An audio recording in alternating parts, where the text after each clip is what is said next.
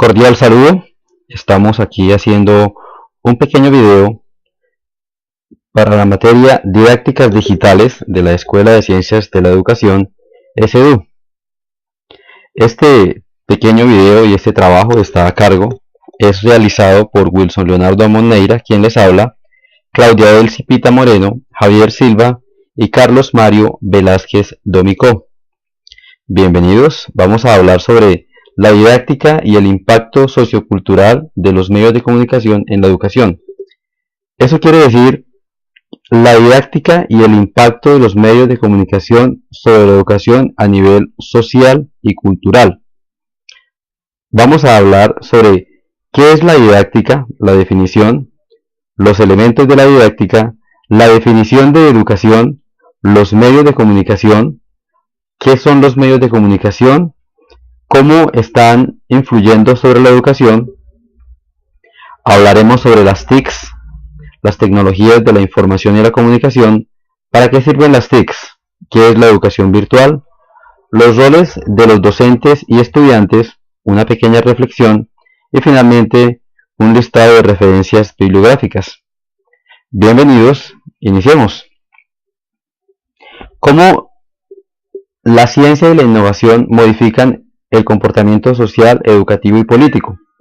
Sabemos que esto conduce a modificaciones de carácter social, político y educativo. Los mecanismos de transmisión y acceso a la información toman nuevas formas y exigen que el ser humano dé una respuesta crítica. Es por ello que las llamadas revolución educativa proponen nuevos retos.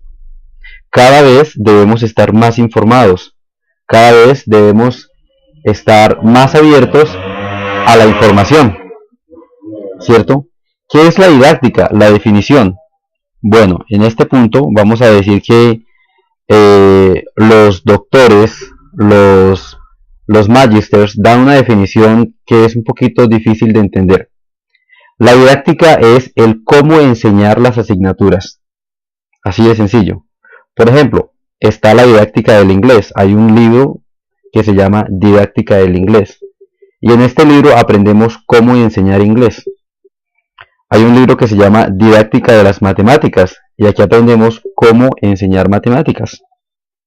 Está también la didáctica de la educación física, didácticas de música. Tuve la oportunidad de ver un libro que se llamaba Didáctica de Natación. Cómo enseñar a nadar.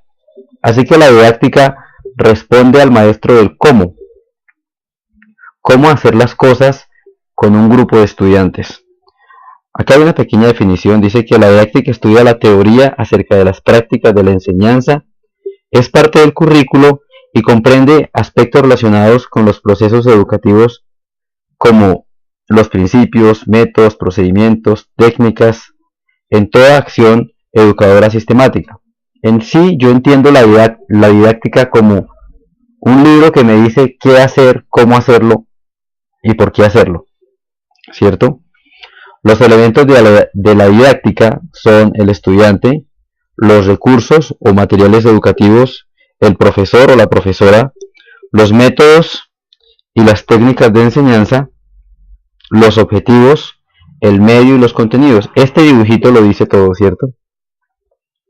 Ahí vemos a la maestra, a los estudiantes, hay unos medios como el tablero, las sillas, la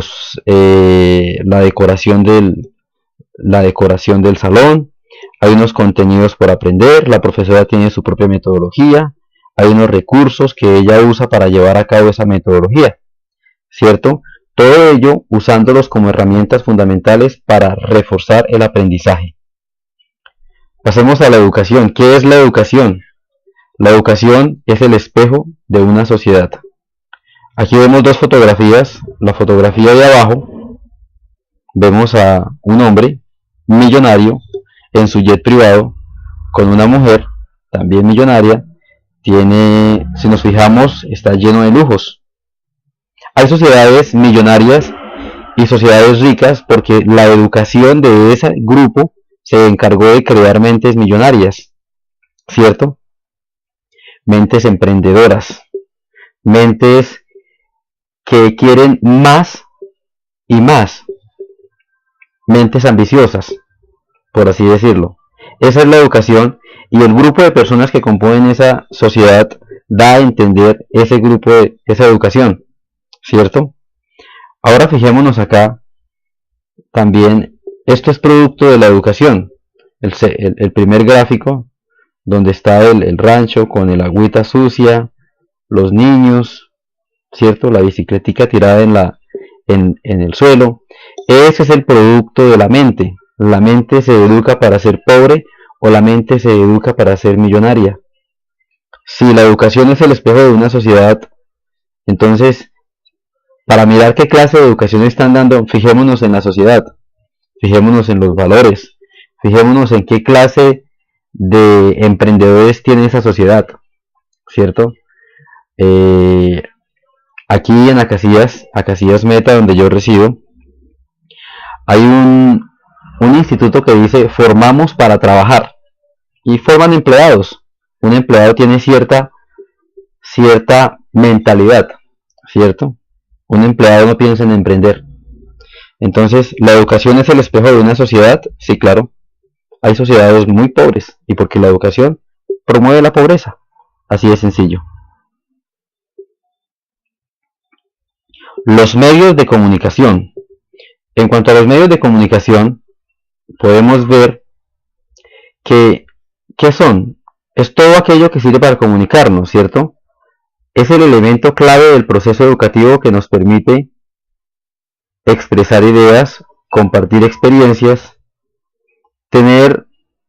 exteriorizar sentimientos, ¿cierto?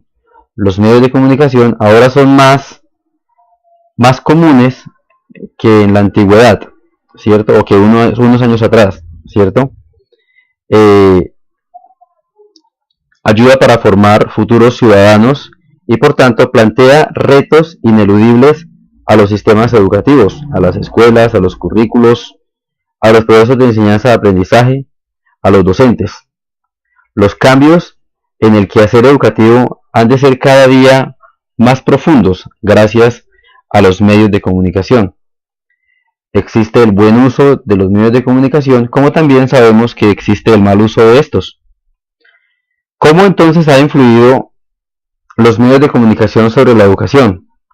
Entonces, el reto de la escuela contemporánea se sitúa en la dificultad y necesidad de transformar el torrente desordenado y fragmentario de información en conocimiento.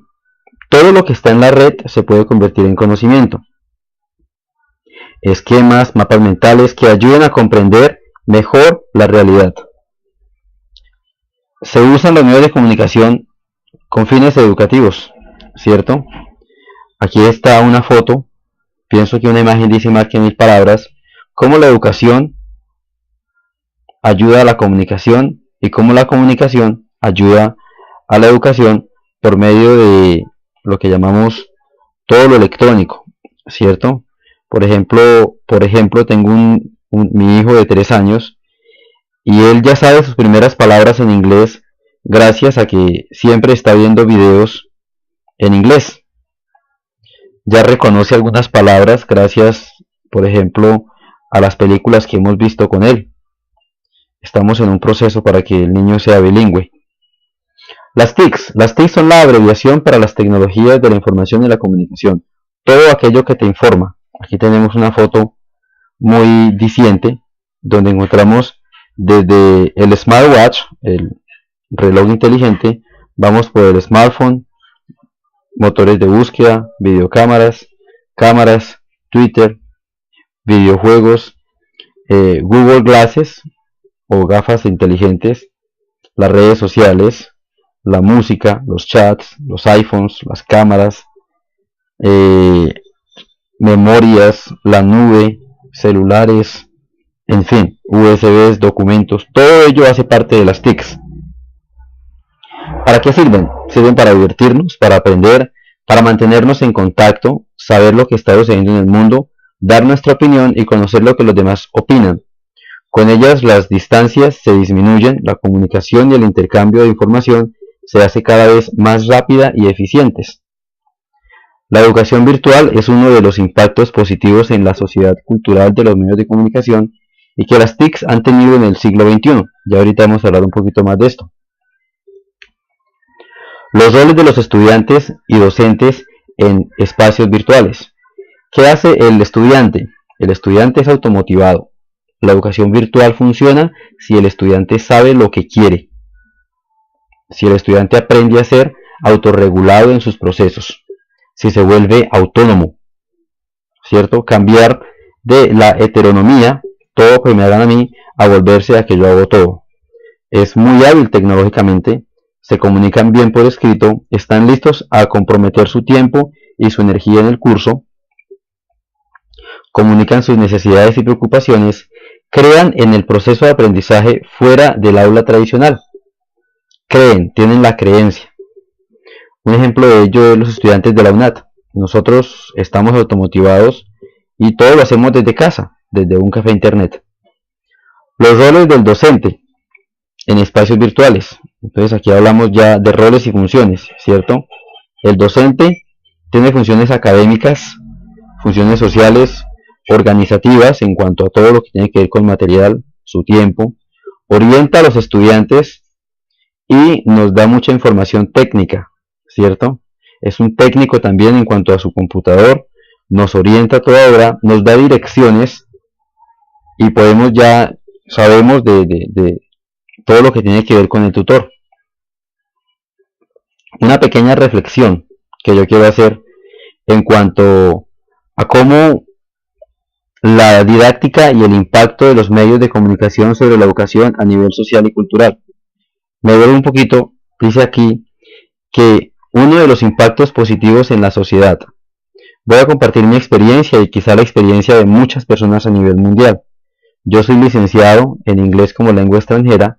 Me demoré 4 años haciendo mi licenciatura y toda la hice virtual. Únicamente iba a la universidad a pagar, a imprimir el recibo y a firmar la matrícula. Soy unadista, egresado de unadista del pregrado, ¿cierto? Haciendo esta licenciatura pude empaparme totalmente sobre cómo funciona la educación virtual, cuáles son todos los roles de los estudiantes, cuáles son todos los roles de los profesores. La educación es una maravilla, la educación virtual, ¿cierto? Pero requiere de ciertas cosas. Una de ellas, por ejemplo, es saber que tú eres el responsable de tu educación. Tener un interés y una motivación constante. No puedes bajar el ritmo, ¿cierto? Concentrarte en los contenidos. Muchas personas dicen, no, yo con 3 paso, con 3 me conformo. No, hay que hacer las cosas bien y hay que hacerlo por aprender. Debemos ser profesionales competentes e íntegros. Entonces, esta es la pequeña reflexión que yo quería hacer. Ahora les muestro las referencias bibliográficas de donde sacamos toda la información, los PDFs y todo lo demás. Finalmente, quiero agradecerles, muchas gracias a todos por su atención. Gracias a la Universidad Nacional Abierta de Distancia por esta gran oportunidad. Ahora estamos haciendo la especialización con el grupo de compañeros que mencioné al principio. Gracias al tutor por su atención y por todo su apoyo. Muchas gracias, compañeros, bendiciones para todos.